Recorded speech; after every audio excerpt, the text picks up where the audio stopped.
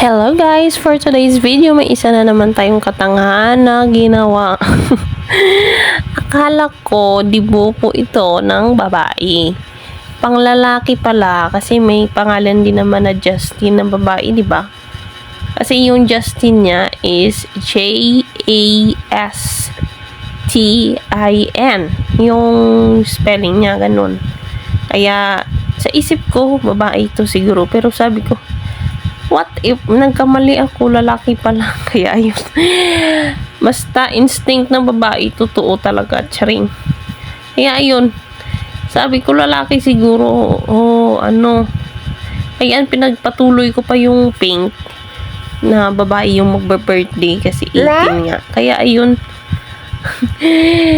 For the ulit tayo ang person. Ayan, sinend ko muna kay ma'am bago ko i-confirm na lalaki ba talaga o hindi. O, ayan. Isang pagkakamali ko lang, hindi ako nagtanong kay ma'am. Itong cake na ito ay rush order at mabuti lang at may extra cake ako dito. Ayan. For the tanggal na tayo dyan, yung aking scraper ay may powers yan guys. Nakakahigop yan ng mga icing nilagay. Charing. Ayan. For the lagay ako ng icing na blue. Ayan.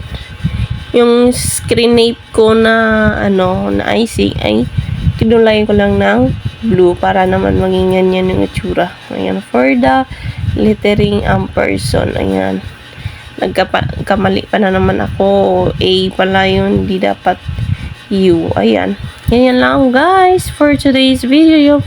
Enjoy watching this katangahan. Charot, love you all, mamakis lang po.